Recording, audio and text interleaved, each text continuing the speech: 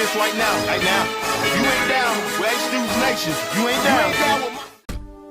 Every day, the first person there before the sun would be Jordan. And he was there because he wasn't good. He would work with a batting instructor and work all day long and be the last person to leave every night also. I asked him what it was like for him in the morning.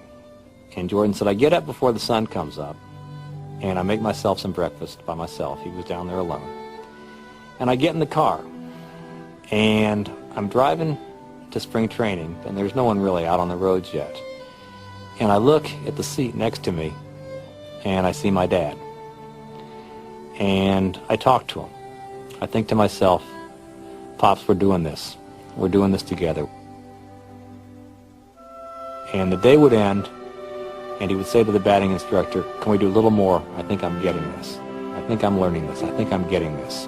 And that's when Sports Illustrated put him on the cover, saying that Michael Jordan has embarrassed baseball. And as I would watch him there every night as the sun was going down and the other ball players had left, and I would see this guy working to get better, Michael Jordan working to get better, I couldn't help thinking that if you ever have children, you ought to pray that they grow up someday to embarrass you like this. I played professional basketball for the Chicago Bulls. 32 seconds to go. A 1-point lead for Georgetown. Gordy to Black. The time, 18. Shot, Jordan! Michael Jordan! If I had to trace my evolution, the Michael Jordan evolution, it always had to start back in college, hitting a shot against Georgetown in 1982 when I really didn't know exactly what I was doing. North Carolina has won the 1982 NCAA championship. It awakened a person inside of me to excel, to compete, to excel, to be one of the best, or be the best. That drove me.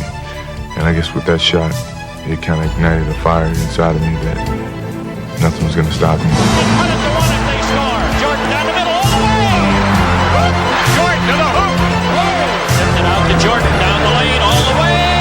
Basket! It's an effort by Jordan, who has it on the break, driving all the way in! Oh, he's got an unbelievable goal! He put it in and it counts! I wanted to excel my game and isolate my game from everybody else. That I was more than just, a few dimensional. Even when it came to Magic Johnson, and Magic Johnson was a crowd pleaser. He was a good offensive player. He was a great motivator. Average defensive player. I wanted to change that. I wanted to take another step. I wanted to do all those things, that could separate me from Magic Johnson. I'm not saying he wasn't great. He still is great, but we're great in our own different way. And that was motivational for me. And to this day, it still is. I've missed more than 9,000 shots in my career. I've lost almost 300 games. 26 times I've been trusted to take the game-winning shot and missed. I've failed over and over and over again in my life. And that is why I succeed. I never feel that I'm at my best. I feel I still have room to improve. I still set goals for myself to strive for.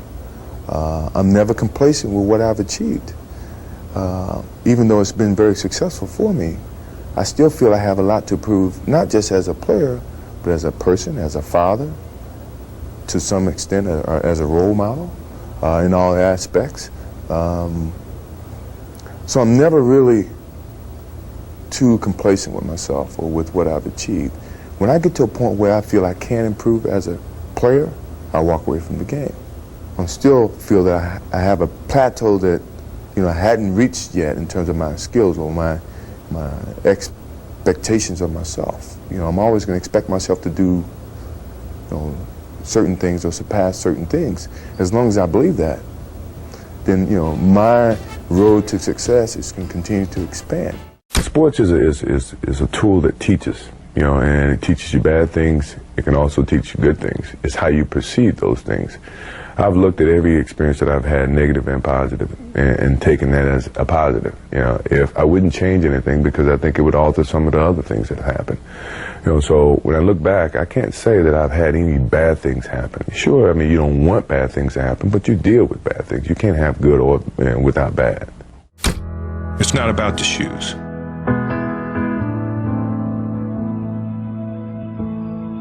It's about knowing where you're going, not forgetting where you started.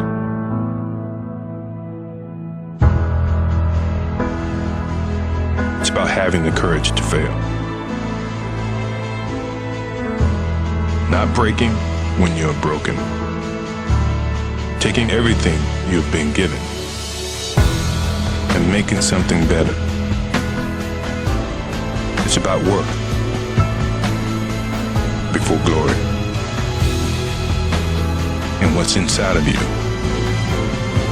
is doing what they say you can't. It's not about the shoes.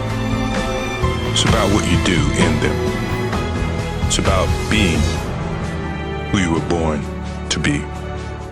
You know, we are old, and sure, we're tired. It's been a long season, but mentally, we have a vision. We have a finish that we have to attain. You know, and sometimes you have to do it when you're old and you're tired. You know, and I think it's the test of your will to succeed when you have to deal with, you know, some of these negatives. And I'm pretty sure, you know, by the end of this playoffs, you'll see the old and the tired people were very, very young and strong mentally. Maybe it's my fault.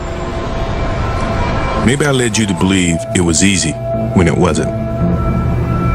Maybe I made you think my highlights started at the free throw line and not in the gym. Maybe I made you think that every shot I took was a game winner. That my game was built on flash and not fire. Maybe it's my fault that you didn't see that failure gave me strength, that my pain was my motivation. Maybe I led you to believe that basketball was a God-given gift and not something I worked for every single day of my life.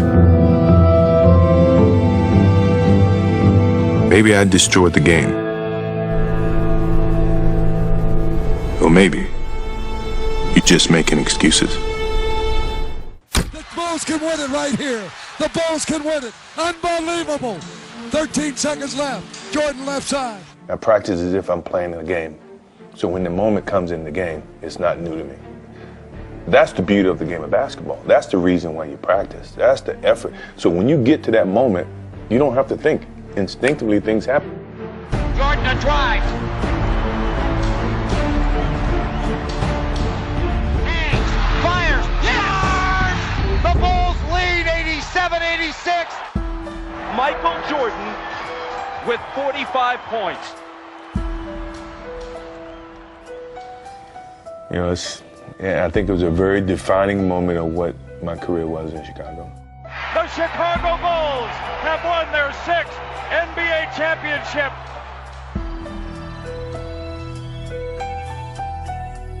If that's the last image of Michael Jordan, how magnificent is it?